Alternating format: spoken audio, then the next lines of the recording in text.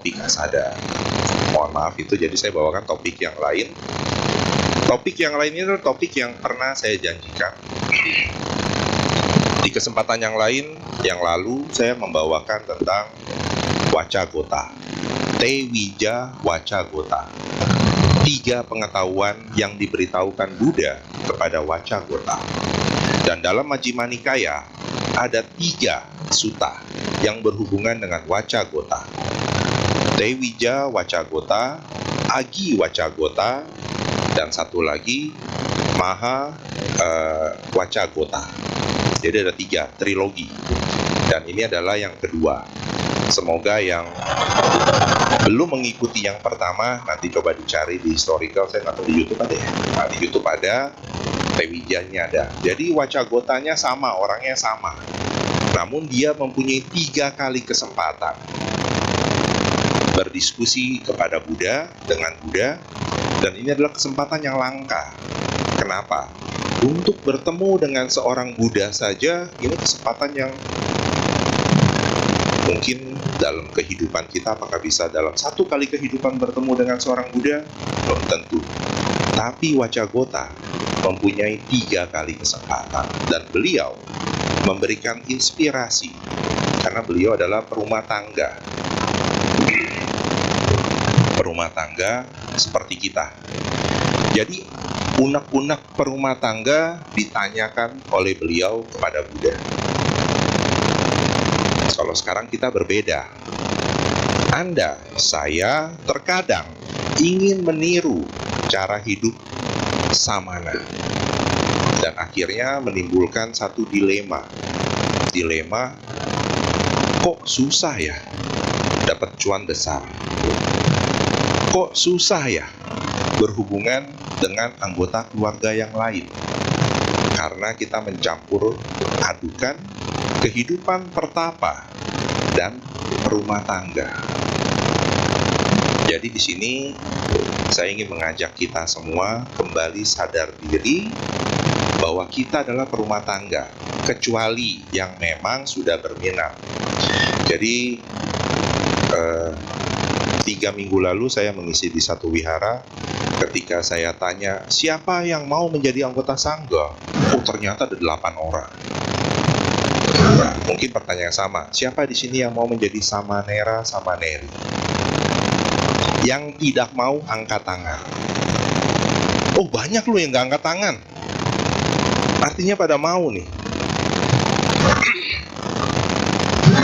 Nah, ini sebagai pengantar bahwa ketika Anda mendengarkan ini, posisi kita adalah sebagai perumah tangga. Ketika kita belajar ajaran Buddha, posisi kita adalah perumah tangga. Dan ketika kita melakukan praktek, posisi kita adalah perumah tangga. Dan kalau ada hasil yang tidak memuaskan, posisi kita adalah perumah tangga. Bukan artinya pembenaran kalau perumah tangga boleh gagal. Bukan. Tetapi dibedakan targetnya. Kalau sebagai rangkuman dari Tewija Wacagota, di sana Buddha memberikan gambaran dengan pengetahuan seorang Buddha dapat melihat kehidupan masa lampau dan di mana makhluk tersebut akan dilahirkan. Dan ketika ditanyakan, apakah di surga banyak ditemukan perumah tangga? Dan jawaban Buddha sudah memberikan bukti. Buddha tidak memberikan janji, tapi Buddha memberikan bukti karena Buddha mempunyai kemampuan tersebut. Di surga banyak, bukan hanya 1, 100, 200, bahkan 500, bahkan lebih rumah tangga dilahirkan di sana. Nah, ini loh. Tapi apakah target kita surga? Tidak. Surga itu kalau tergelincir, kepleset. Tapi kalau tidak kepleset, ya tujuan kita harus nibbana. Nah, hari ini adalah diskusi khotbah tentang api kepada Wacagota. Nanti Anda bisa mencari di dalam, ini ada sumbernya ya, Majjhima Nikaya buku pertama volume 1 di halaman 483. Kalau ingin mencarinya, ketika Anda sudah mendapatkan PDF atau EPUB atau e-book dari Majjhima Nikaya, terjemahan bahasa Indonesia ataupun bahasa Inggris, Anda tinggal mencari tanda kurung, bukannya kurung bundar, tapi kurung persegi. Masukkan halamannya 483 dan Anda akan langsung diarahkan ke sana, langsung ketemu suta ini. Itu based on PTS. Kalau yang non PTS tinggal dicari. Ini adalah suta yang ke-72 dalam Majjhima Nikaya. Kalau yang di bawah itu nama saya. Latar belakang suta ini, kalau di Tewija itu di kota Wesali, pertama kali Wacagota bertemu dengan Buddha. Namun percakapan yang kedua ini berada di kota Rajagaha. Saya memberikan gambaran di sana Rajagaha yang paling kanan di atas Kalkuta tulisannya. Nah, di sana Wacagota bertemu dengan Buddha. Bukan bertanya tentang hal yang sama, tidak. Tetapi beliau ingin mengkonfirmasi. Dan ternyata ketika saya menggali siapa Wacagota, kalau awalnya dia adalah kelompok Brahmana, Brahmin yang berumah tangga, ternyata Wacagota dikenal sebagai seorang filsuf, seperti Socrates, Aristoteles. Jadi beliau adalah penguasa salah satu kitab Weda, dan beliau banyak mempertanyakan tentang metafisika, mempelajari metafisika. Dan yang untuk pertemuan kedua ini, beliau banyak bertanya tentang hal-hal tersebut kepada Buddha. Dan pertemuan ini berisi percakapan Buddha dengan Wacagota.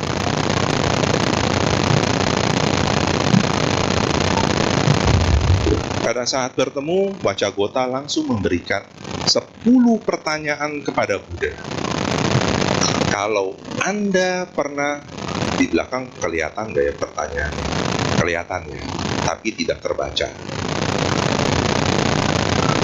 Di depan aja nggak kebaca. Oh iya, kecil ya, waduh, gambarnya yang besar. Gambar ini saya minta si ChatGPT memberikan ilustrasi, akhirnya diberikan gambaran seperti ini. Jadi ChatGPT termasuk pintar. Dia bisa mengira-ngira mukanya Wacagota seperti apa. Saya bacakan ya. Wacagota kepada Buddha. Buddha, saya ingin bertanya beberapa hal kepada engkau. Yang pertama, apakah dunia ini kekal? Bagaimana menurutmu? Kemudian belum Buddha menjawab, beliau langsung bertanya, apakah jika tidak kekal, apakah dunia ini tidak kekal? Mungkin jadi satu pertanyaan kita sebagai perumah tangga atau bagi kita yang mempelajari ajaran Buddha. Kenapa? Karena kontaminasi ajaran lain juga memberikan masukan tentang dunia ini. Kemudian, apakah dunia terbatas? Jika dunia terbatas, apakah artinya dunia tidak terbatas?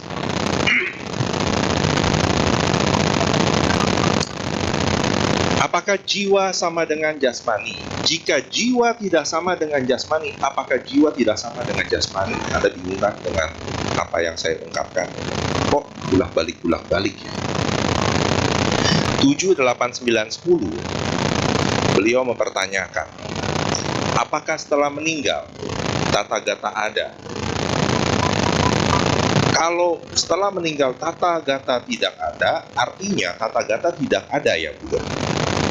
Dikonfirmasi seperti itu.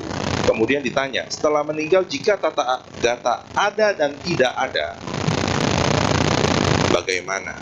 Dan pertanyaan ke-10, setelah meninggal Tathagata bukan ada dan bukan tidak ada. Beberapa tahun yang lalu, saya pernah membawakan 10 pertanyaan ini. Masih ada yang ingat ya?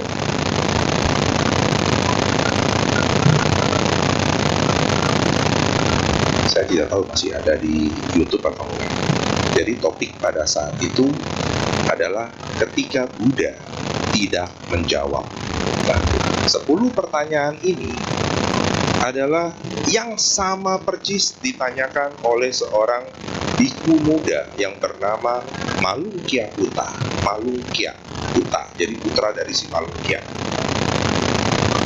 Tapi pada saat itu dia bukan berargumen, tapi men-challenge Buddha. Buddha, saya akan memberikan kamu 10 pertanyaan. Kalau kamu tidak menjawab, saya akan meninggalkan sangga. Nah, kalau dulu dia ngancam, kalau ini enggak, Wacagota hanya tanya saja. Jadi Wacagota kan bukan seorang biku, Malungkya adalah seorang biku. Pada saat atau di dalam Cula Malungkya Buddha,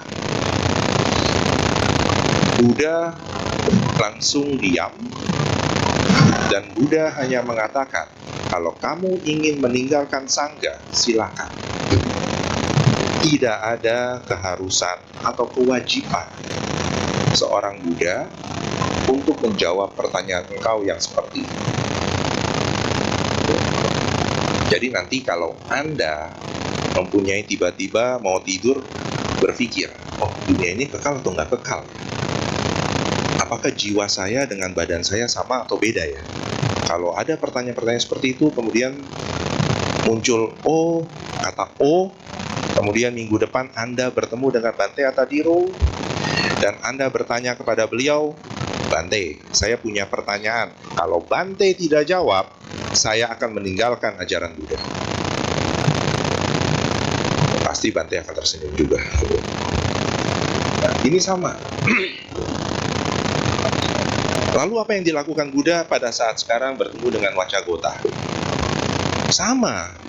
Buddha hanya terdiam dan tidak menjawab iya atau tidak. Namun di sini keheningan atau dengan tidak menjawab pertanyaan tersebut bukanlah mencerminkan ketidaktahuan seorang Buddha, tetapi seorang Buddha mengetahui sesuatu hal bermanfaat atau tidak dari kualitas pertanyaannya. Itu bukan karena aku tidak tahu waca, melainkan karena itu tidak membawa pada pembebasan. Gambaran lain sebelum saya lanjutkan ke sutta ini, gambaran lain. Hal-hal yang ditanyakan oleh Wacagota diberikan sebagai ilustrasi yang sering dibawakan ada di dalam beberapa sutta. Ketika kita terkena panah, terluka, apakah pada saat kita terluka tersebut, waktunya kita bertanya, siapa yang memanah saya? Terbuat dari apa panah tersebut? Apakah panah itu beracun atau tidak? Muncul 3 pertanyaan itu. Nanti ketika ada paramedik, ambulan datang, enggak.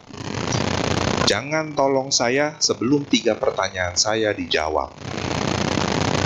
Yang terjadi apa? Kalau beracun, meninggal duluan. Kalau nggak beracun, mungkin meninggal juga karena bleeding atau pendarahan. Kalaupun tidak beracun, tidak bleeding, mungkin ada hal yang lain, iritasi atau tetanus, karena ujung panahnya mungkin karatan. Hal yang sama, apa yang Buddha jabarkan pada masa lalu sangat relevan dengan kehidupan kita sekarang. Ketika kita menemukan satu masalah yang mengganggu kehidupan kita, apakah kita memberikan pertanyaan, kenapa masalah ini terjadi pada saya?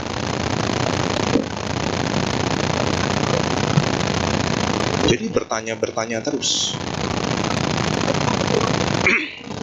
Padahal kalau tetap ada yang bisa menjawab pertanyaan kita tersebut, apakah hal tersebut akan segera menyelesaikan permasalahan kita? Belum tentu.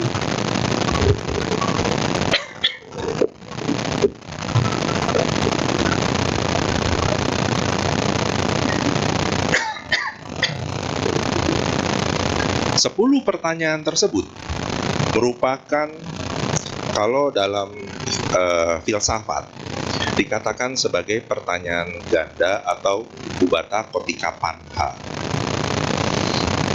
Pertanyaan yang berusaha menjerumuskan seseorang sebagai lawan diskusi supaya kalah dalam debat. Seperti yang pernah saya infokan kepada Anda, apakah bumi ini diciptakan oleh yang disebut sebagai Maha Pencipta? Kalau jawabannya iya, apakah dia mampu menciptakan sebuah batu yang demikian besarnya yang si Sang Pencipta sendiri tidak mampu mengangkatnya? Nah, Anda bingung kan? Jawabannya iya atau bukan? Atau tidak? Kalau dijawab iya, artinya dia bukan Maha Pencipta. Kalau dijawab bukan, artinya dia juga bukan Maha Pencipta. Ini yang dimaksud sebagai pertanyaan ganda yang dijadikan sebagai jebakan. Kalau zaman sekarang dibilang jebakan Batman.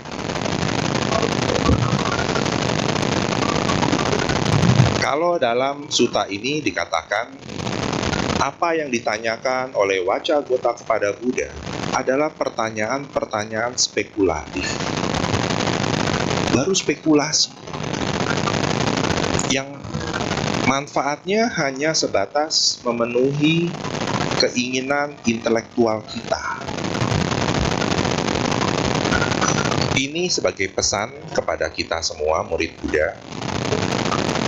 Ketika kita belajar ajaran Buddha, ketika kita banyak mempelajari sutta, apakah sebatas hanya sebagai pemenuhan library perpustakaan intelektual kita, atau kita berusaha mempraktekkan atau mengambil intisari dari sutta tersebut dan kemudian kita pakai dalam kehidupan kita sehari-hari yang mendatangkan manfaat. Karena banyak contoh, banyak yang menjadikan Buddha sebagai dokter, Dhamma sebagai resep. Tapi semuanya pada datang ke dokter minta resep. Masalahnya satu, resep tersebut Anda pamerkan kepada semua orang. Saya bertemu dengan dokter nomor 1 di dunia. Buktinya apa resep ini? Resep ini dijadikan apa? Dipasang laminating dan difigura di rumah. Ada yang tahu gak? Kurangnya apa? Bukan tidak dipraktekkan, apanya artinya? Resep itu diapakan kalau di laminating? Tidak pernah ditebus sebagai obat. Nggak pernah kita minum obatnya, jadi cuma resepnya doang dipasang di rumah. Nah, hal yang sama, secara alam bawah sadar kita terpenuhi keinginan mendengar sesuatu yang baik dari ajaran Buddha. Oh, begitu. Tapi nggak pernah kita pakai dalam kehidupan kita sehari-hari. O-nya banyak, tapi nggak pernah kita lakukan. Nah, ini jadi menurut Buddha, bertemu dengan sebagai dokter yang utama, terkenal, dan ada resep yang baik, selama belum pernah ditebus atau yang dipraktekkan tadi, akan menjadi sesuatu yang sia-sia. Ini. Dan untuk menjawab 10 pertanyaan tadi, siapa di sini yang ingin tahu jawabannya? 1, 2, 3, 4, 5, 6. Wah, ini nggak ada 1/10 yang hadir. Artinya, yang tadi, kenapa tadi saya kasih clue cara mencari di dalam sutanya? Karena saya tidak mau membuat Anda bingung, sebaiknya Anda harus membaca. Karena tadi kalau saya cerita tadi untuk mengutarakan 10 pertanyaan tadi, dibulak-balik, Anda akan menjadi bingung sendiri. Tapi akan menjadi lebih jelas kalau Anda membuka Majjhima Nikaya, dicari halamannya 483, atau mencari Majjhima Nikaya 72, Agi Wacagota. Nanti Anda baca. Jadi Buddha selain diam terhadap Wacagota, berbeda dengan Malunkyaputta, Kalau Malungkiaputa, Buddha tidak mau jawab secara detail. Kepada Wacagota, Buddha jabarkan secara detail. Dan di sana, Buddha memberikan gambaran kenapa namanya agi, api. Nah, ini dia. Jadi Buddha memberikan insight kepada Wacagota bukan dalam penjelasan, tetapi dalam bentuk pertanyaan. Jika engkau melihat api yang membakar, apakah kamu tahu kenapa ada api? Nah, kalau kita ditanya seperti itu oleh Buddha, jawaban kita apa? Karena ada apa? Ada pemicunya, ada korek apinya, ada bahan yang terbakar kan, yang mudah terbakar seperti jerami, kayu, dan kemudian ada api, ada pendukung. Itu dijawab oleh Wacagota. Jawabannya benar. Dan kemudian Buddha bertanya kembali, jika apinya padam, kemana apinya pergi? Bingung-bingung. Ayo, kemana? Ke timur? Ke barat? Itu kayak lagunya Wali. Ke timur, ke barat. Kemana? Kenapa? Kemana apinya?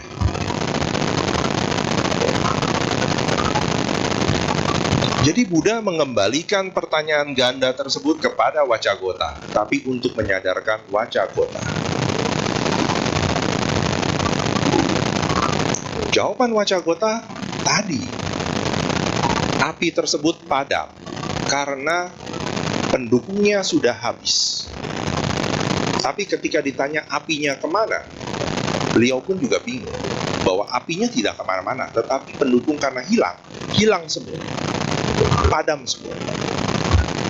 Nah, langsung Buddha timpali dengan penjelasan yang memuaskan Wacagota. Demikian pula semua pertanyaan engkau, itu ada pendukungnya. Dan kalau semua hal tersebut bisa dijawab satu persatu, baru tidak akan hilang. Tetapi ketika hilang, bukan artinya tidak ada pertanyaan itu ataupun memunculkan pertanyaan yang lain. Tetapi padamnya api itu adalah maksudnya Buddha adalah memadamkan ketidaktahuan kita. Pertanyaan-pertanyaan spekulatif tadi seharusnya tidak perlu muncul. Jadi jangan diberi pendukung yang selalu bertanya-tanya memunculkan pertanyaan kita yang tidak bermanfaat. Jadi singkirkan semua. Maka tidak pernah akan ada api. Nah, langsung Wacagota mengatakan kepada Buddha, Buddha, seperti sebuah pohon yang besar, yang kemudian kulit pohon itu dikupas, hingga saya menemukan inti dari pohon.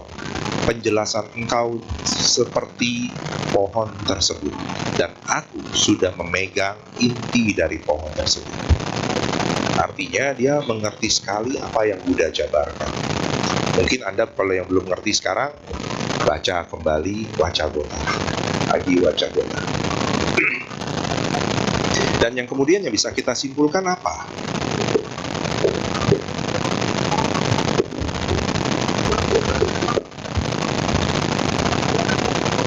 Mempraktekkan jalan tengah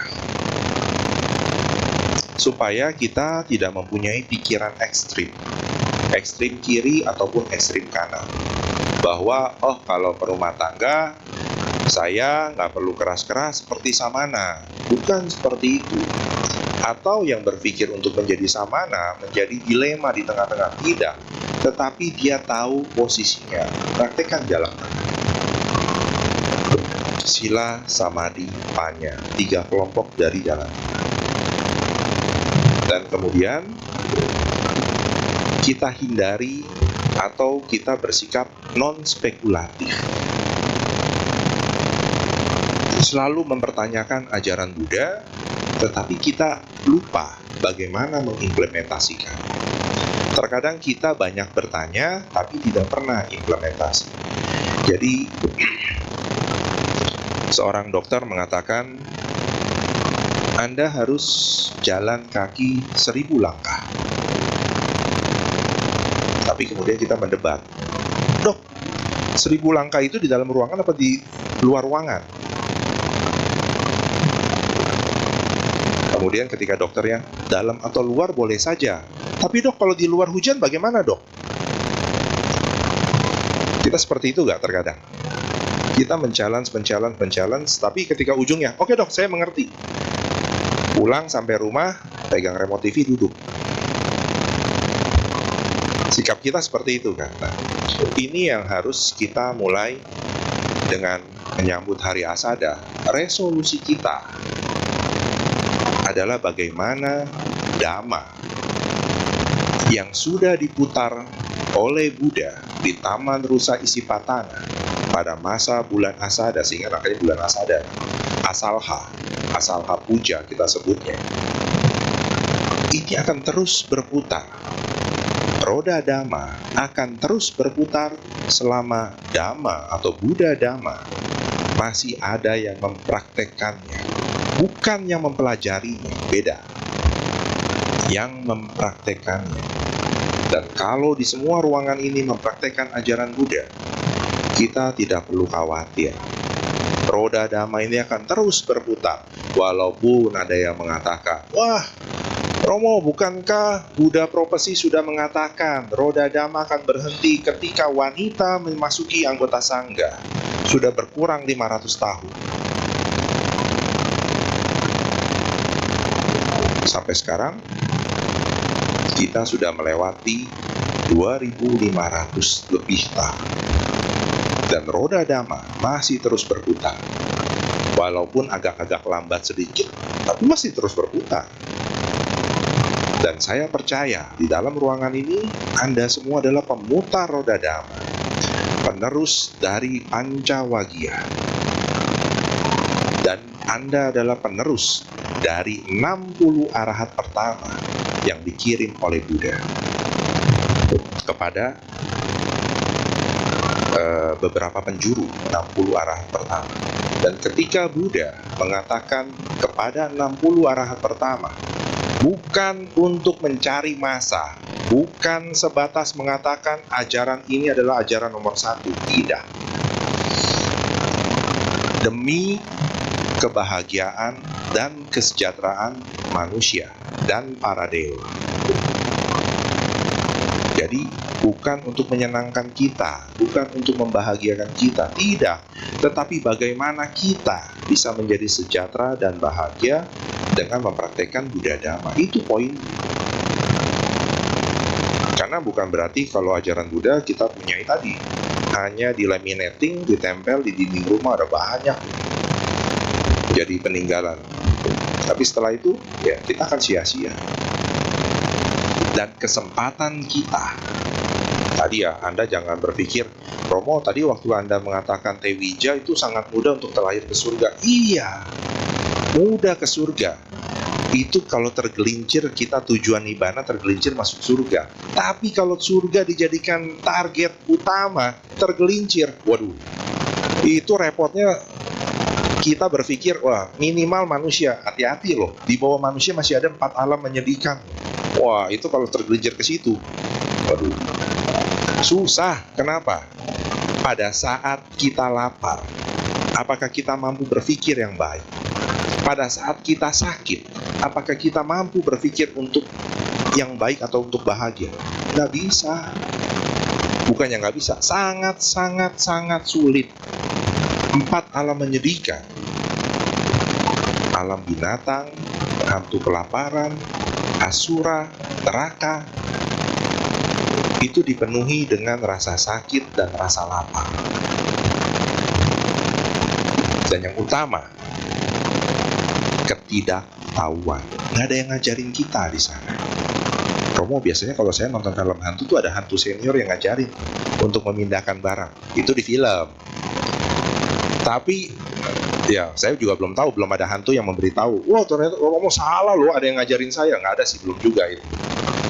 Nah, apakah kita mau ke sana? Dengan apa yang Wacagota dapatkan dari Buddha, ini yang bisa kita turut praktekkan sama-sama di bulan Asada. Jadi Asada bukan lewat hanya sebatas perayaan, tidak. Tetapi bagaimana kita menjaga satu bentuk tradisi. Asada dikenal sebagai Hari Dharma. Karena roda Dharma sedang diputar. Dhamma Caka Pawatana Sutta. Dhamma Caka sudah diputar. Dan dalam Dhamma Caka Pawatana Sutta, di kota Benares, roda Dhamma telah diputar. Dan tidak ada seorang Brahma, seorang dewa dari semua alam yang mampu menghentikan roda Dhamma tersebut. Dan roda Dhamma akan terhenti dengan sendirinya ketika tidak ada makhluk yang mempraktekkan ajaran Buddha. Dan itu nanti di dalam Mahaparinibbana Sutta dikatakan nanti ketika manusia maksimal hanya berusia 10 tahun. Dan pada satu masa usia 5 tahun sudah bisa melahirkan. Dan pada usia 10 tahun tersebut akan ada 7 hari kegelapan. Dan pada saat 7 hari kegelapan, kita tidak mengenal siapa orang tua kita, siapa saudara kita.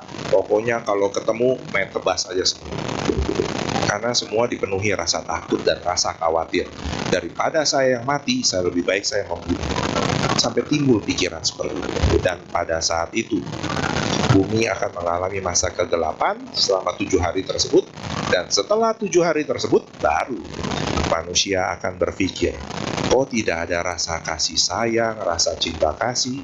Dan pada saat muncul pikiran seperti itu, usia manusia akan perlahan-lahan bertumbuh hingga mencapai 80.000 tahun. Dan pada saat itu, Buddha yang akan datang, Meteya atau Maitreya, baru muncul, bertumbuh lahir di alam manusia. Siapa yang mau menunggu Buddha Maitreya datang? Kalau ditanya kapan, itu yang bikin kalender juga bingung kali. Tahunnya kapan?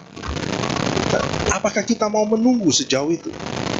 Itu jadikan tetap profesi, ramalan. Yang pasti, apa yang bisa kita lakukan sekarang? Praktekkan. Apa yang Anda tahu? Romo, saya tidak banyak membaca sutta. Apa yang Anda kenal sutta tersebut? Apa yang ajaran yang Anda sudah pahami, seperti sila, laksanakan. Jadi tidak harus kita mempelajari 1000 kitab. Tapi apa yang Anda sudah dapatkan setiap hari Minggu di wihara, dari diskusi Dhamma, praktekkan. Bukan mempertanyakan, kalau saya enggak bagaimana, kalau saya iya bagaimana. Nah itu, nanti kita akan bisa terjebak seperti Agi Wacagota. Dan untungnya Agi Wacagota bertemu dengan Buddha. Dan mungkin pertemuan berikutnya saya akan membawakan Maha Wacagota. Jadi lengkaplah trilogi pertemuan Wacagota kepada Buddha. Kita akan bertemu di lain kesempatan. Oh belum ya. Baik, demikian yang bisa saya sharingkan tentang Agi Wacagota. Dan mungkin nanti kita akan memasuki sesi tanya jawab, tapi terlebih dahulu saya serahkan kembali kepada Pemimpin Kebaktian. Terima kasih.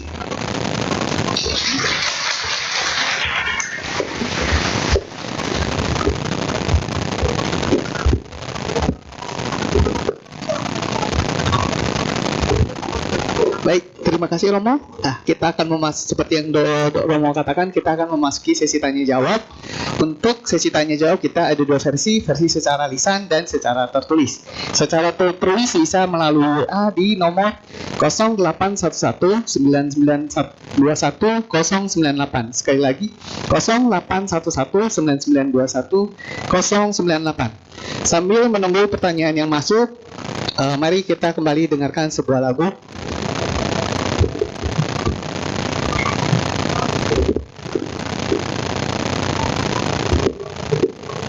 Para hadirin sekalian, mari kita menyanyikan kembali satu lagu berjudul Cinta Kasihmu pada halaman 112.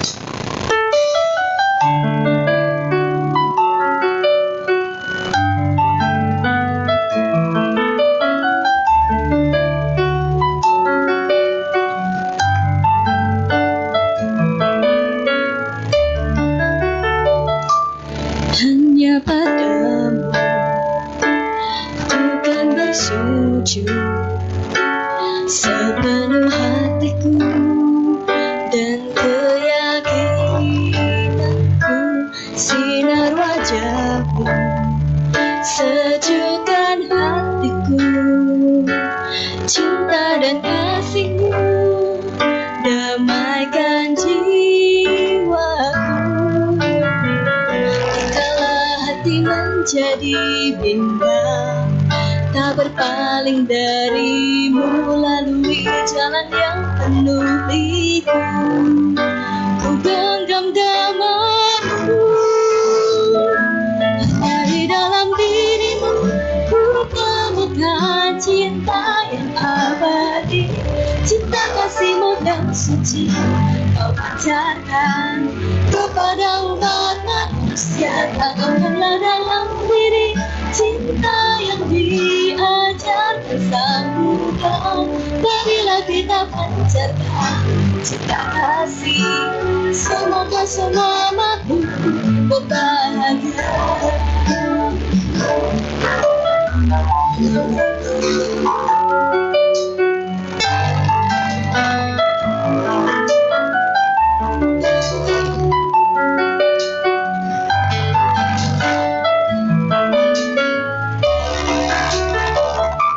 Sinar wajahmu sejukkan hatiku, cinta dan kasihmu damaikan jiwaku.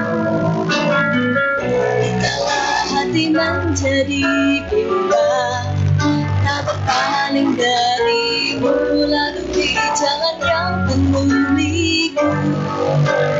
Genggam namamu, ya di dalam dirimu ku temukan cinta yang abadi, cinta kasihmu yang suci kau pancarkan kepada umat manusia. Tanamkanlah dalam diri cinta yang diajarkan Sang Buddha. Marilah kita pancarkan cinta kasih, semoga semua makhluk berbahagia. Kini ku mengerti cinta dan kasihmu, ditambah duka dan suka ku genggam namamu. Hanya di dalam dirimu ku temukan cinta yang abadi, cinta kasihmu yang suci kau pancarkan kepada umat manusia. Tanamkanlah dalam diri cinta yang diajarkan Sang Buddha. Marilah kita pancarkan cinta kasih, semoga semua makhluk berbahagia. Terima kasih.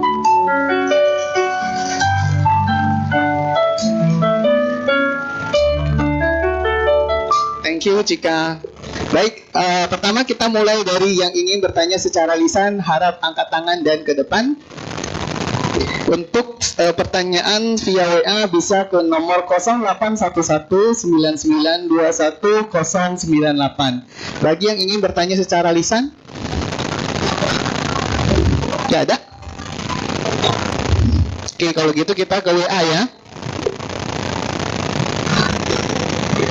Namo Buddhaya, saya mau bertanya. Menurut saya bahasa yang digunakan agama Buddha itu sangat berat, yang membuat anak muda sekarang gak relate dengan kehidupan sehari-hari. Contoh yang paling simpel, saat orang marah di agama Buddha disuruh untuk memancarkan cinta kasih. Menurut saya pribadi, itu suatu hal yang sangat sulit, dan menurut saya cara itu hanya bisa untuk orang yang baru bisa mempraktekkan saat orang sudah mencapai tingkat kesucian tertentu. Apakah ada cara yang bijak bagi kita umat Buddha untuk bisa mempraktekkan Dhamma dengan pemahaman yang benar?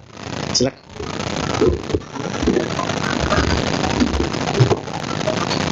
Tadi saya kasih masukan, sebaiknya jangan tanya. Ada yang mau bertanya angkat tangan, jangan. Yang tidak mau bertanya angkat tangan. Dan kemudian pertanyaan tadi, siapa yang bertanya angkat tangan? Wah. Oleh karena itu tadi saya sebetulnya sama, Wacagota ketika bertemu dengan Buddha. Jadi sebelum saya jawab, Buddha langsung mengatakan, mungkin kau akan bingung dengan apa yang saya jawab. Jadi Buddha mengatakan seperti itu. Nanti kalau nggak percaya boleh baca sutanya. Ini sengaja supaya menimbulkan curiosity, keingintahuan Anda bahwa apakah ajaran Buddha. Dan Buddha mengatakan, ajaranku sangat mendalam. Bukan sulit, sangat mendalam. Membutuhkan satu bentuk latihan untuk mengartikan atau artikulasi Buddha seperti apa. Dan kepada yang tadi masukannya, memang bisa untuk Randy ya khususnya, bukan untuk anak muda. Iya, kalau disuruh baca langsung bulet-bulet, dulu pernah saya katakan kepada Anda,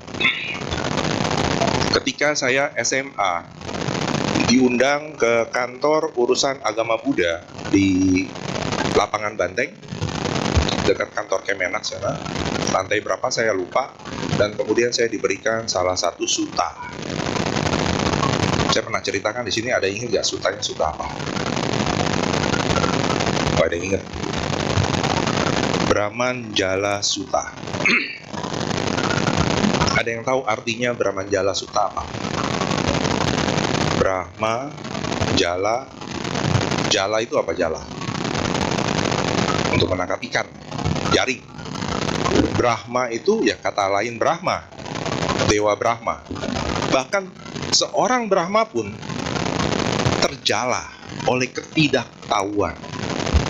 Dia istilahnya seperti ditangkap di dalam. Jadi apa yang dia pikirkan ternyata berbeda. Dan di situ arti lain dari Brahman Jala Sutta adalah 62 pandangan keliru. Bukan satu, 62. Dan ketika saya terima buku tersebut, saya baca. Saya bilang, wah, saya menerima harta karun Brahman Jala Sutta. Baru baca 2 halaman, maksudnya apa ya?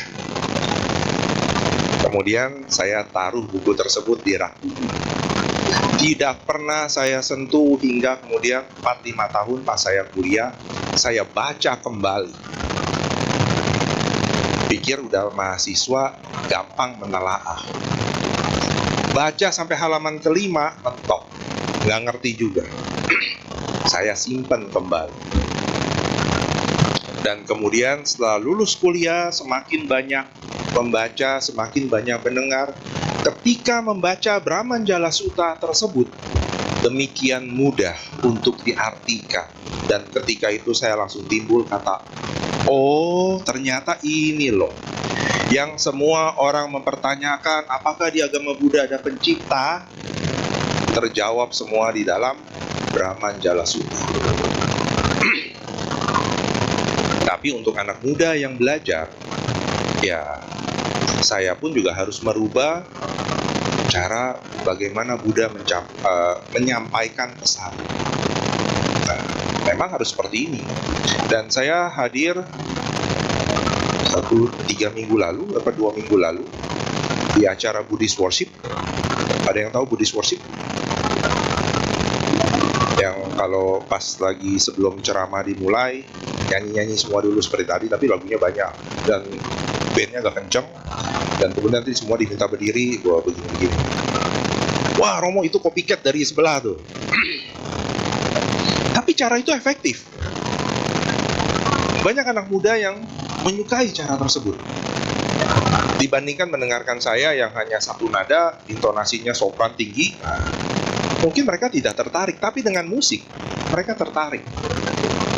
Dan ternyata saya baru bertemu dengan para pengawas semua dari Buddhist Worship. Itu teman-teman saya dari luar Pulau Jawa.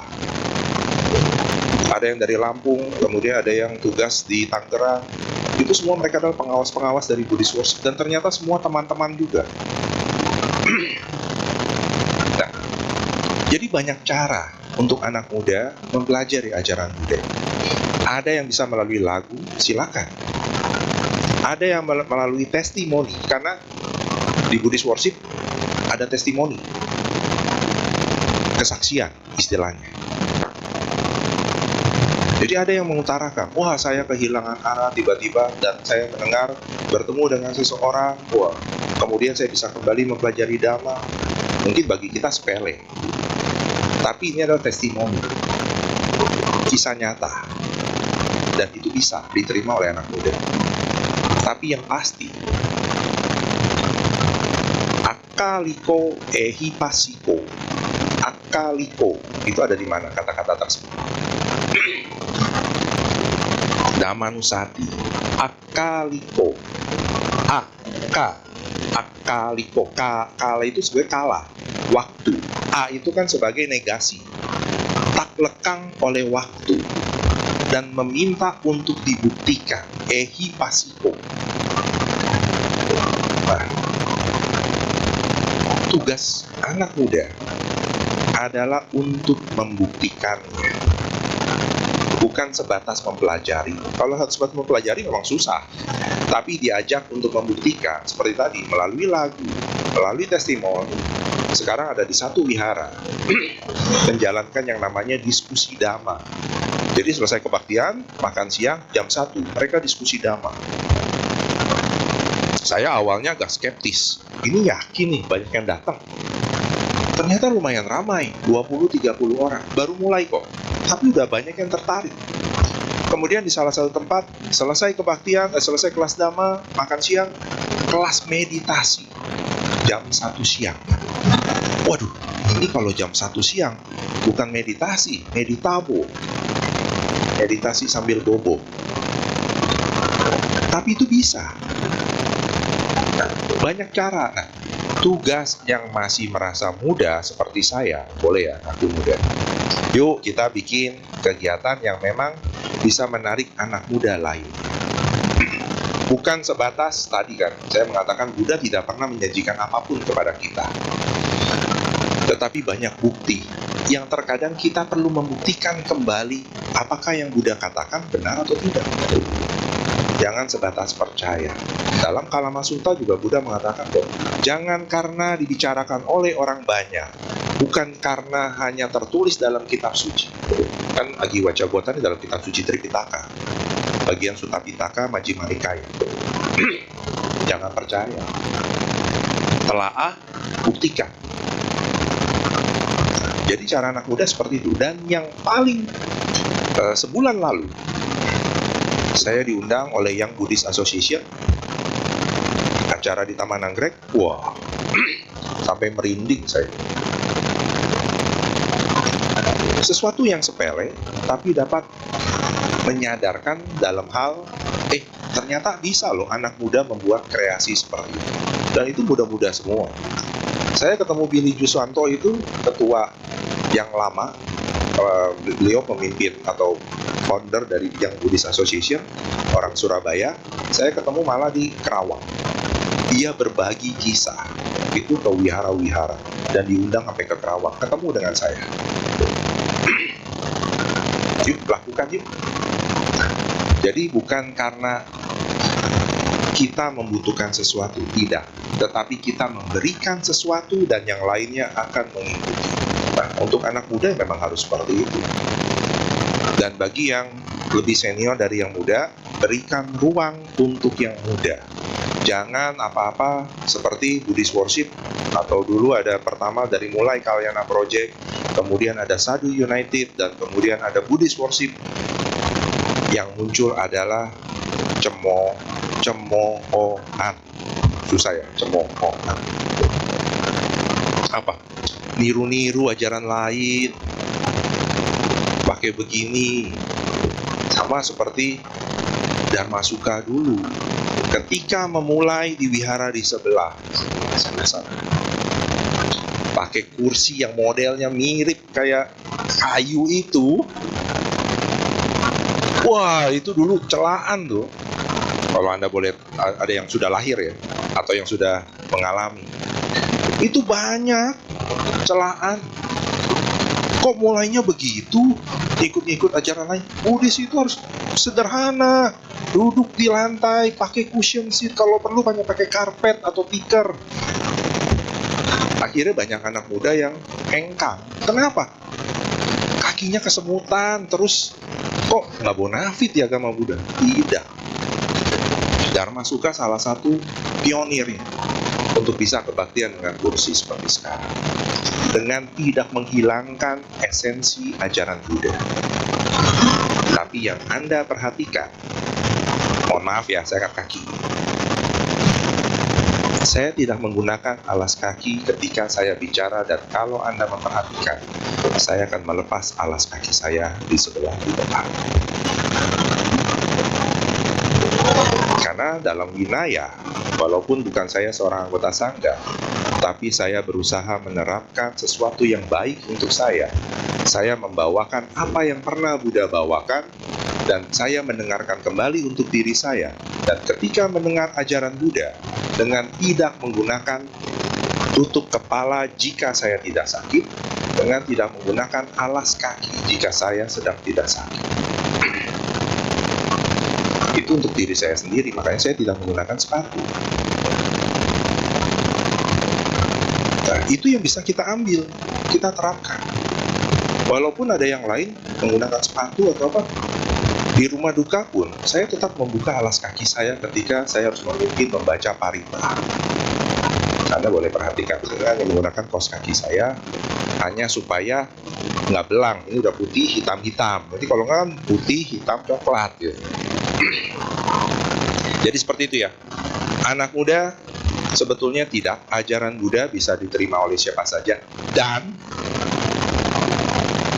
saya lupa nama biku kecil yang dia ditaruh dekat kuburan. Ada yang masih ingat ya namanya siapa? Anak usia 7 tahun ditaruh di kuburan karena orang tuanya meninggal, dan dia dijaga oleh pamannya, dan anak itu karena terlalu rewel akhirnya ditaruh di kuburan. Dan kemudian usia 7 tahun bertemu dengan Buddha dan akhirnya menjadi sangga. Samanera. Rahula ketika bertemu dengan Buddha usia 8 tahun. Jadi bukan anak muda loh, anak usia kecil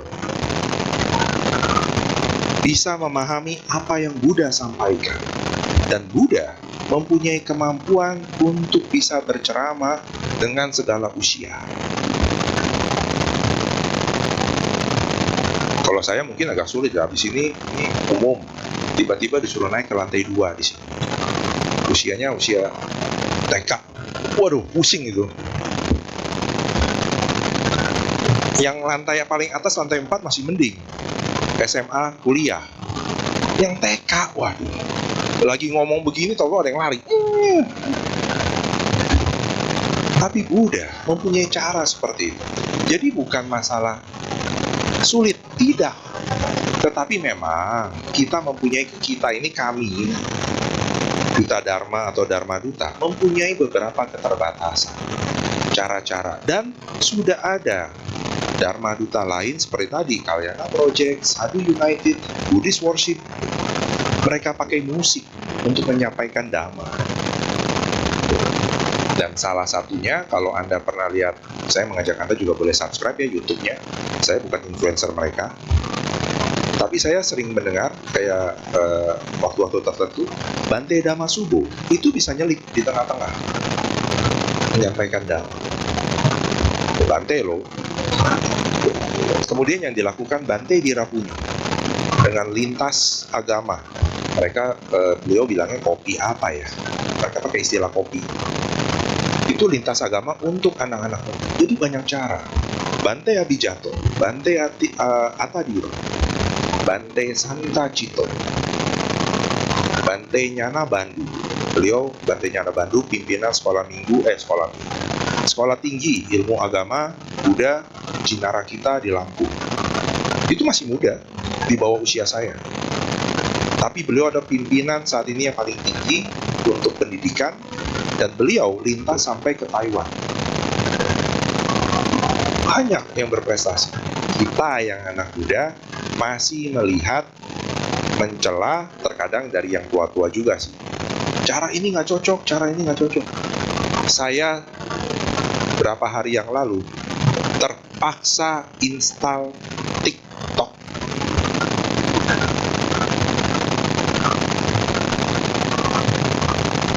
Karena beberapa kawan senior saya, Crash, jangan takut sama TikTok. Saya bilang, saya takut ke distract karena sekarang muncul notifikasi terus, suruh buka TikTok.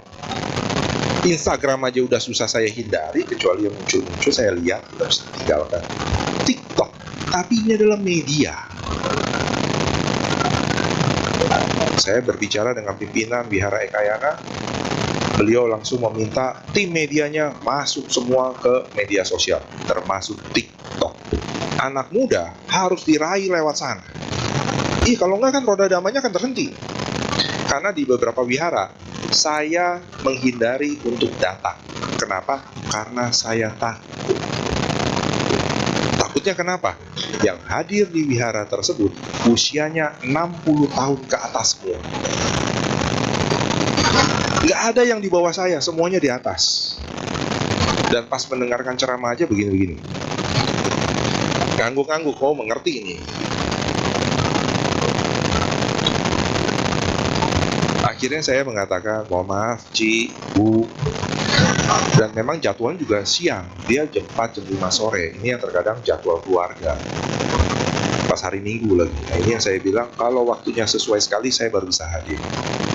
Seperti itu. Jadi, kata-kata akaliko.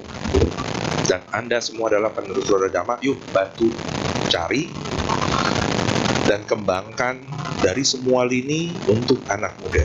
Jadi anak muda itu memang harus dibahasakan. Tidak bisa pakai bahasa yang tadi, karena Buddha udah bilang, ajaranku sangat mendalam. Seperti itu. Terima kasih Randy ya. Berapa ratus lagi? Oh, 200.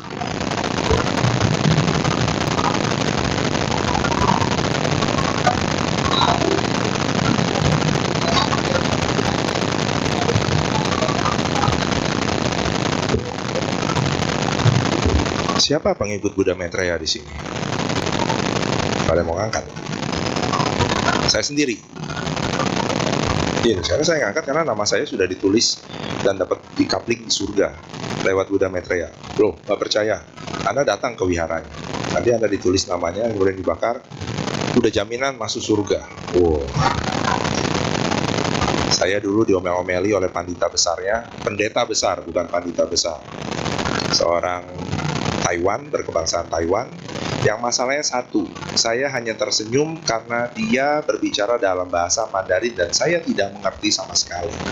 Dan akhirnya ternyata dia lagi maki-maki saya gitu.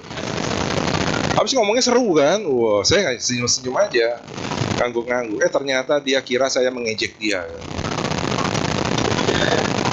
Personally saya mengatakan, Anda boleh buktikan dahulu apakah ajaran tersebut masih mengacu kepada ajaran Buddha Sakyamuni atau Buddha Gautama.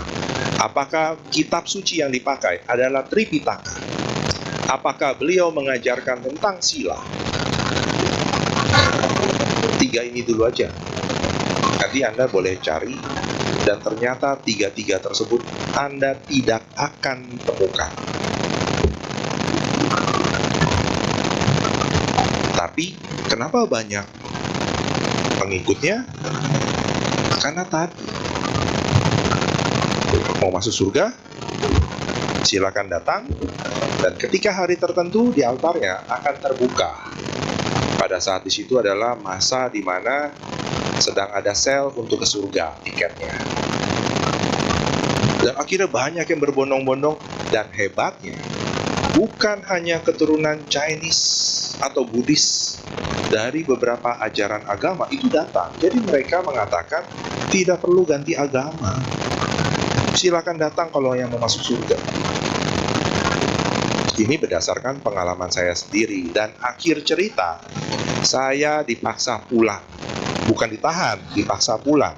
Karena saya mempertanyakan kitab sucinya. Karena waktu penjelasannya dia menjabarkan ada Buddha, dan dia mengatakan ajaran Buddha Sakyamuni cahayanya sudah meredup, dan yang cemerlang adalah Buddha Maitreya. Dan kebetulan saya sudah pernah baca Mahaparinibbana Sutta. Saya tahu memang itu benar. Tetapi yang diambil hanya besarannya Buddha Maitreya. Prosesnya, tadi saya sudah menjabarkan kepada Anda, itu akan sangat lama sekali. Dan ketika saya bertanya,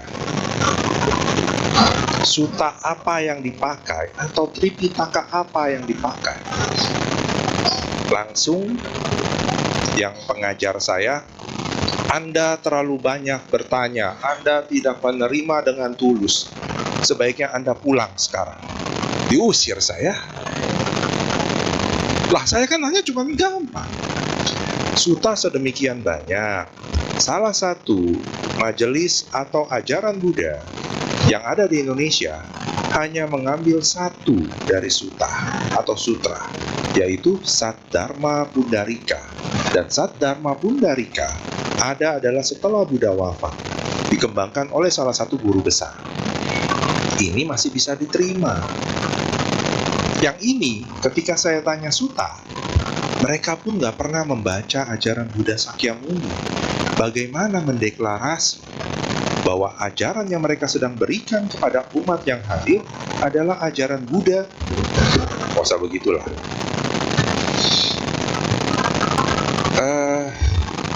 Janganlah berbuat jahat, tambahkan kebajikan, sucikan pikiran, hati dan pikiran. Itulah ajaran para Buddha. Ajaran para Buddha, Etang Buddha Sasana. Pada saat itu beliau tidak mengatakan. Beliau mengatakan, mohon maaf ya, ini pengalaman saya, tolong jangan Anda percaya. Nanti Anda boleh buktikan sendiri. Bawalah seperti Yesus membawa salibnya sendiri. Saya lagi bingung, kok di dalam suta ada Yesus dan bawa salib? Itu yang saya pertanyakan, dalam suta yang mana? Penjelasannya comot-comot dari semua kitab suci. Bagi saya, ini adalah sesuatu hal yang secara pribadi, balik lagi ya, secara pribadi saya tidak dapat terima. Bukan karena pada saat itu saya baru menikah. Bukan seorang pandita, hanya seorang aktivis wihara biasa, tetapi karena diajak, lingkungan yang mengajak, ya udah saya datang. Kata istri saya, udah nggak apa-apa, datang aja. Pas datang, ya itu. Pertama habis diomelin, disuruh datang, habis itu diusir. Saya bilang ke istri saya, sepertinya dan biasanya mereka yang menjadi anggota tetap itu ada iuran bulanan. Kalau Anda absen 1 bulan, bulan berikutnya datang, Anda harus bayar ketertinggalan 1 bulan. Dan kalau Anda absen 1 tahun, ketika Anda datang, Anda harus bayar 1 tahun yang belum dibayar. Saya bilang, kok mirip IPL ya? Kan donasi terserah, dana kita terserah. Ini enggak. Mereka memang cukup terstruktur. Strukturnya sangat bagus sekali. Dan saya sempat bincang-bincang dengan mendiang Ko Chow Ming. Ada kenal Chen Chow Ming? Ya, beliau senior sini. Pernah membahas hal yang sama. Kalau menurut beliau, Kresno, kamu ingat gak waktu adanya perang Boxer? Ada yang tahu perang Boxer? Di China, itu sebelum perang Boxer, ada pemberontakan Taiping. Jadi abad ke-19, 18, 19. Nanti Anda boleh cari ya sejarah. Perang Boxer itu adalah puncaknya.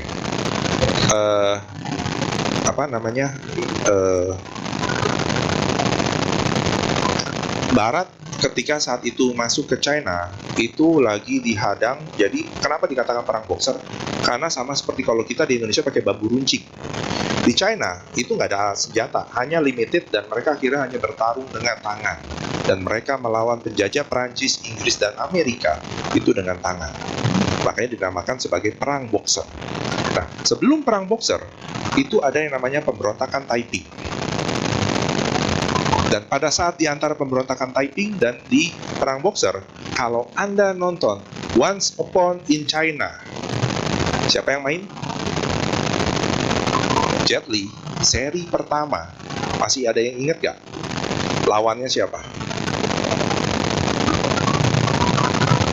Yang memakai pakaian putih semua.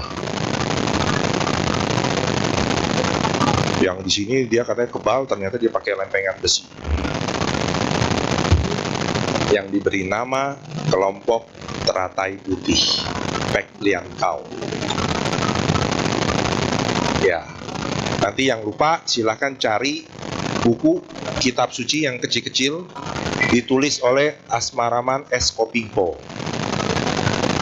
Cerita itu ada semua. Ada kemiripan pergerakan masif dan terstruktur dengan cara-cara yang dipakai pada saat perang tersebut. Contoh, untuk mengetahui lawan atau kawan pada masa perang itu menggunakan kata sandi. Dan tadi saya mengatakan ada hari tertentu yang akan dibuka altarnya. Pada saat itu kata sandi itu diperlukan. 5 kata sandi. Yang mau tahu kata sandinya, datang ke sono coba. Saya sendiri udah lupa kata sandinya. Artinya saya udah gak bisa masuk, lupa.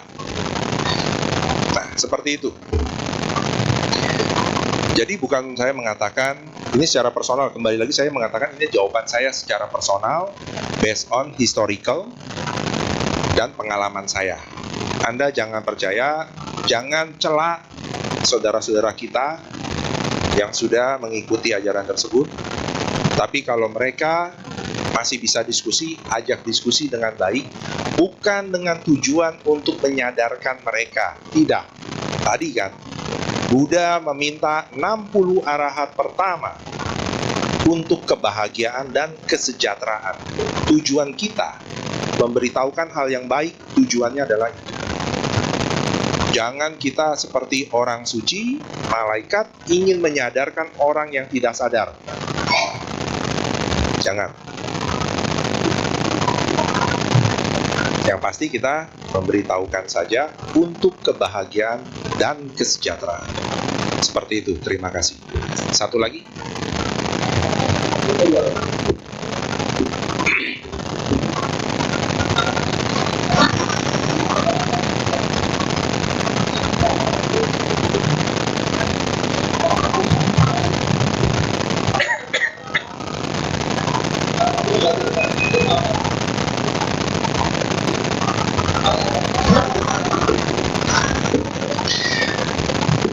Yaitu pertanyaan spekulatif. Karena sampai sekarang kita hanya diberikan gambaran Nibbana ini adalah sebagai padamnya semua hal. Padamnya.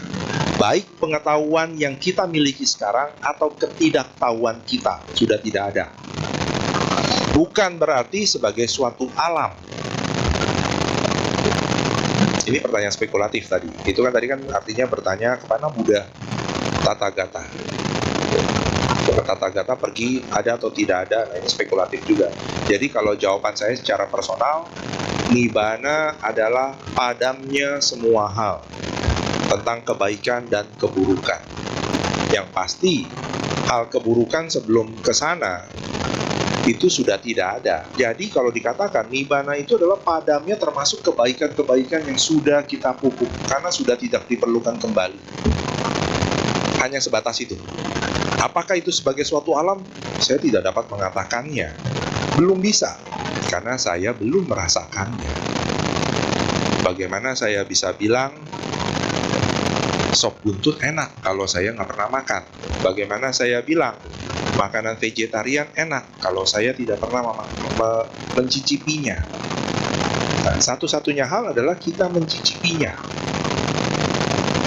Tapi jangan dijadikan pembenaran. Romo, kalau gitu supaya gampang, katanya pakai narkotika. Nah, ini yang salah. Sesuatu yang sifatnya aditif sudah pasti akan merugikan kita. Contoh, tapi Romo, aditifnya terhadap dhamma, itu juga salah. Buktinya apa, Romo? Anda boleh baca kembali Alagadu-pama Sutta. Pernah saya bawakan di sini. Diskursus tentang ular air. Itu kebablasan sesuatu yang merasa bahwa dengan cara berterima kasih yang melebihi, ini akan mendatangkan satu bentuk kebahagiaan yang baru. Ternyata tidak. Anda terjebak dengan semua kebaikan tersebut. Ini juga harus dihindari.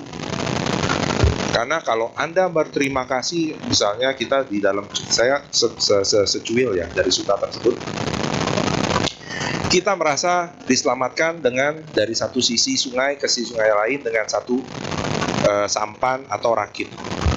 Dan kemudian untuk mengungkapkan rasa terima kasih kita kepada sampan atau rakit tersebut, kita dengan menggendong, menjaga baik-baik sampan tersebut. Jadi beban nggak? Tapi menurut orang yang melaksanakannya, ini adalah cara terima kasih. Menurut dia yang baik. Ini kebablasan. Padahal Buddha tinggal bilang, lepaskan. Biarkan rakit itu dipakai oleh yang lain ingin menyeberang. Seperti itu. Jadi kalau kita terlalu menggenggam lebih erat, ini juga bahaya. Walaupun yang kita genggam adalah emas permata. Seperti itu.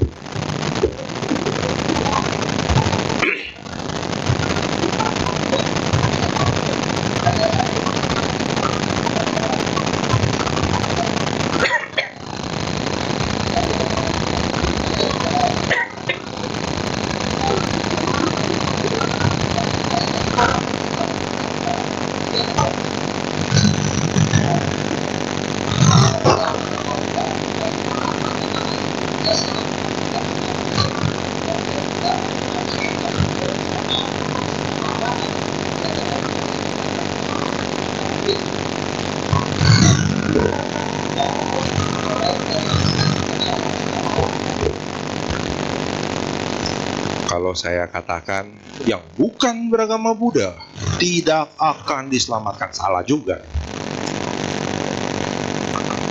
Jawaban tersebut Buddha sudah menjawab, dan beliau menjawab dengan sangat-sangat rendah hati, bukan rendah diri.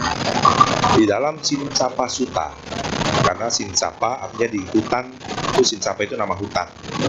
Buddha mengambil segenggam daun, dan Anda pasti sudah tahu ajaran yang kuberikan kepada kalian adalah seperti daun-daun yang kugenggam di hutan. Dan ada banyak daun yang lain yang belum saya berikan kepada kalian. Itu adalah sudut pandang Buddha terhadap ajaran lain. Jadi Buddha tidak pernah mengatakan, kalau tidak ikut saya, Anda tidak diselamatkan. Itu kata saya. Ya, karena Buddha tidak pernah berkatakan seperti itu. Tetapi Buddha hanya mengatakan, inilah Dhamma yang aku ajarkan, yang akan membawa pembebasan. Beliau tidak pernah mengatakan sesuatu yang negatif terhadap ajaran lain. Namun beliau memberikan gambaran seperti yang dalam Tewija, apakah pertapa Ajiwaka setelah meninggal akan terlahir ke surga? Jawaban Buddha, tidak aku temukan satu orang pertapa Ajiwaka, kecuali cuma satu, yang mengajarkan tentang perbuatan dan tindakan. Orang tersebut terselamatkan dan dilahirkan di surga. Artinya, kalau ada ajaran agama yang mengajarkan sesuatu yang sifatnya bertentangan dengan moralitas, kita belajar sila tentang moralitas, yang tidak mengajarkan kebenaran mutlak, karena Buddha mengajarkan kebenaran mutlak. Contohnya, kita diajarkan untuk dapat menerima proses ketidakkekalan, ya kan? Tapi ini bukan ajaran pesimis. Wah, semua tidak kekal. Udah. Saya melihat sudut pandang lain. Bicara ketidakkekalan, kalau kita dalam posisi di bawah, wah, Buddha bilang yang tidak kekal. Artinya, saya bisa merubah posisi saya ada di atas.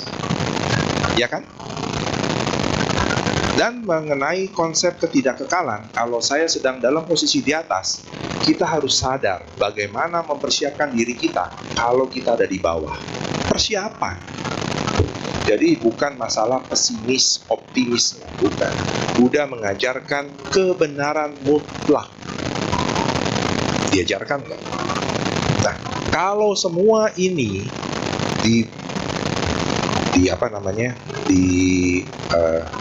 dijabarkan satu persatu, ini agama Buddha, ini agama lain, ya Anda udah punya kisi-kisinya untuk menilai yang lebih baik, bukan yang lain tidak baik, yang lebih baik. Anda yang putuskan. Kalau tadi dikatakan seperti itu,